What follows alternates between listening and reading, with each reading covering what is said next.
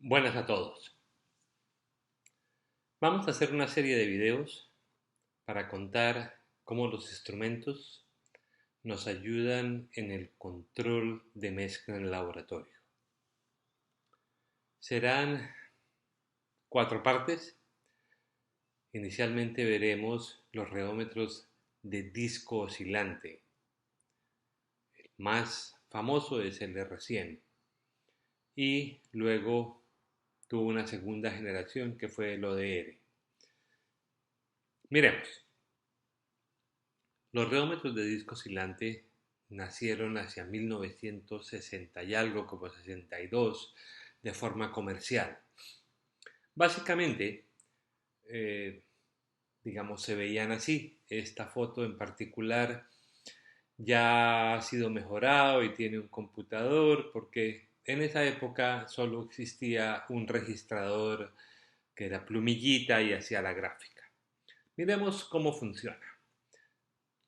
Básicamente es un rotor bicónico dentro de un pequeño molde al que hacíamos oscilar 1, 3 o 5 grados, dependiendo qué nivel de sensibilidad podíamos usar en el compuesto que queríamos medir. Entonces, ¿cómo se genera la gráfica? Si hacemos oscilar el rotorcito, ¿sí?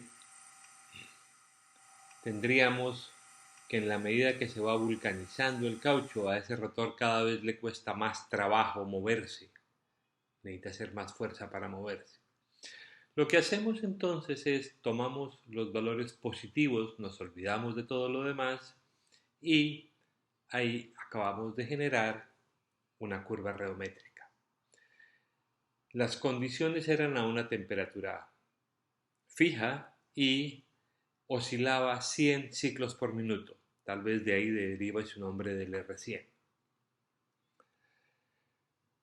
Nació la norma STM para hacer este ensayo de forma estandarizada para que todos los usuarios pudieran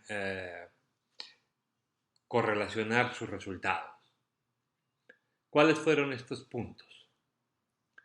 Básicamente, si esta es la curva reométrica, el valor más bajo en esa curva lo llamábamos ML o la viscosidad más baja, el módulo más bajo, el punto más alto MH.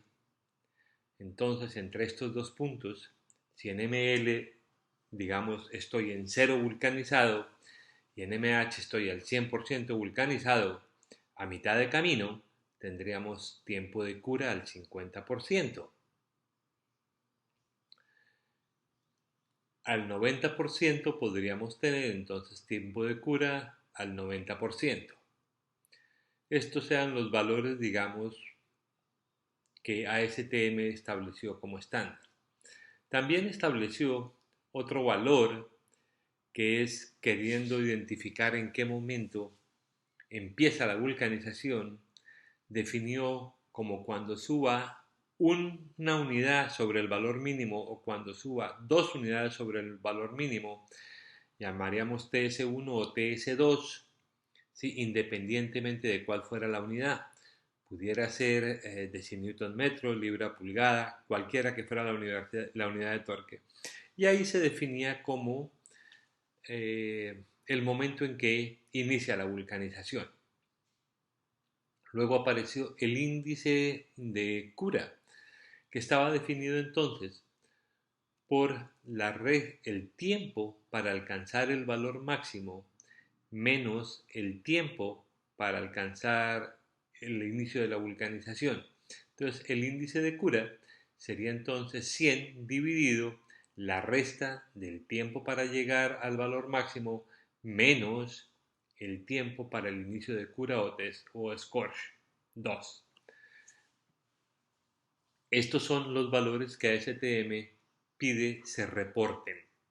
Obviamente los clientes, cada usuario puede definir otros valores, puede decir me interesa tiempo al 25%, al 70%, al 40%.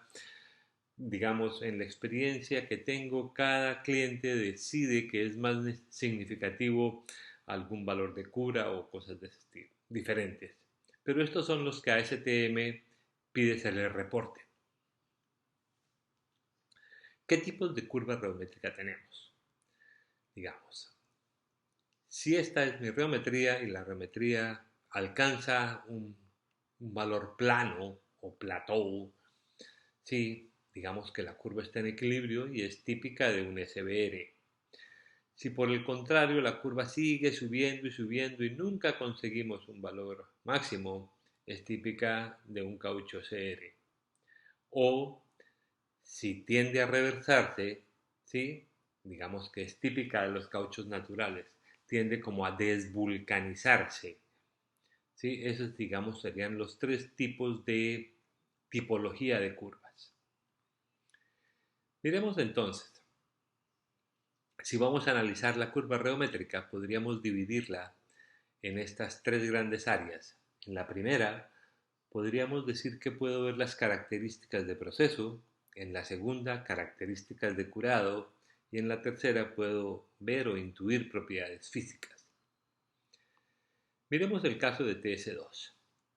Si tengo yo mi curva de referencia y encuentro mi valor de TS2 y luego tengo mi siguiente curva de otro compuesto y miro que el valor de TS2 en efecto se me ha movido, puedo afirmar que en el compuesto de color rojo tengo más tiempo para llenar mi molde que en la curva de referencia.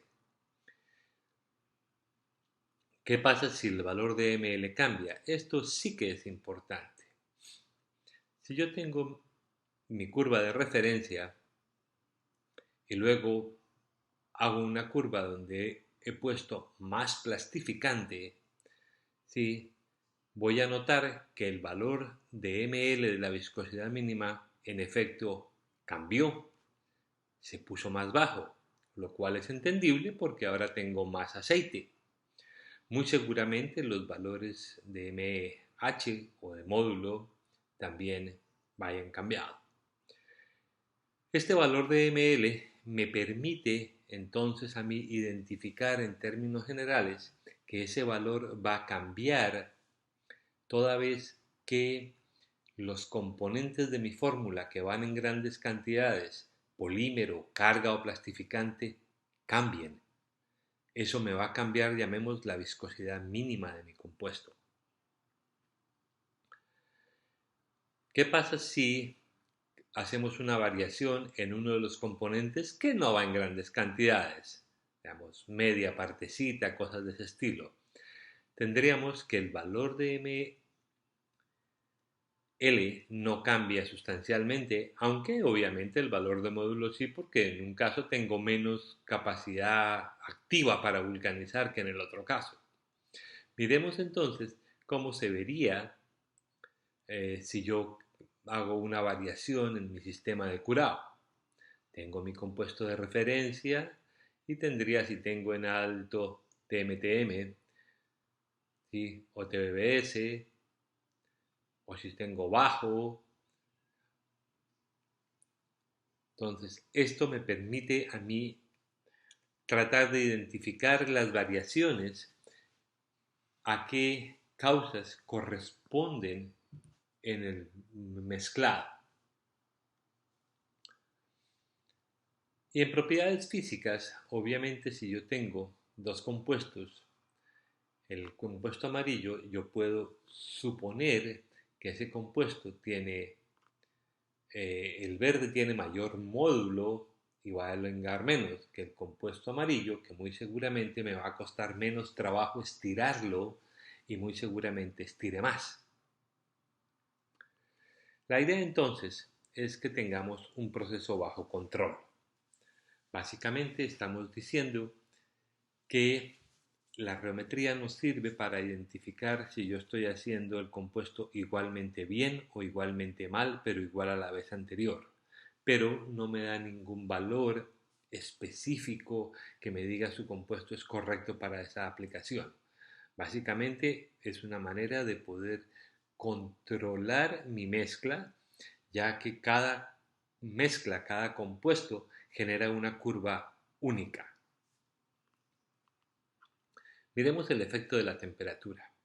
Los compuestos son muy sensibles a la temperatura.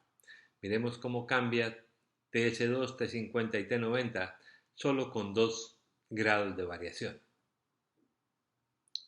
Los valores pueden ser de segundos e incluso de minutos dependiendo del compuesto.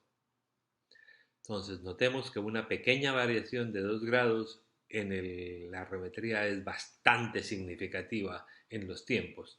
No me va a cambiar mucho los valores de viscosidad mínima y MH, el módulo no van a cambiar, pero los tiempos sí nos van a cambiar fuertemente.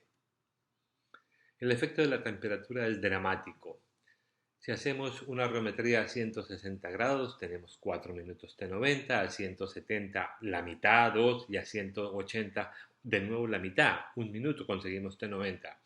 Entonces podemos afirmar que cada 10 grados centígrados, como regla genérica, ¿sí?, el tiempo de vulcanización disminuye a la mitad. Y viceversa. Si yo disminuyo la temperatura a 10 grados, mi tiempo de vulcanización se duplicará. Aquí hay una curva hecha en la vida real, hecho el ejercicio para mostrar este efecto. El efecto del tiempo en un test. Esto no pasa de ser nada diferente a que tratemos de elegir, hoy día que usamos computadores para todo, la escala correcta para nuestros tests.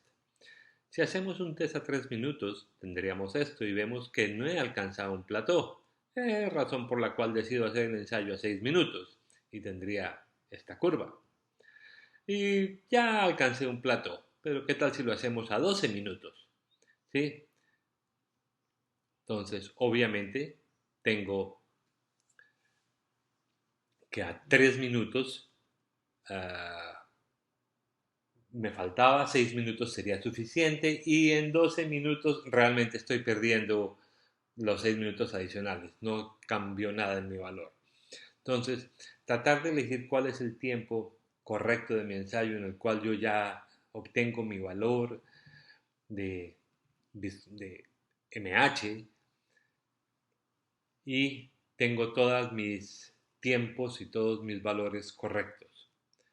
Esto lo traigo a colación porque he visto que en muchos casos se acostumbran a poner un tiempo como estándar que no se compadece de la curva que se está generando.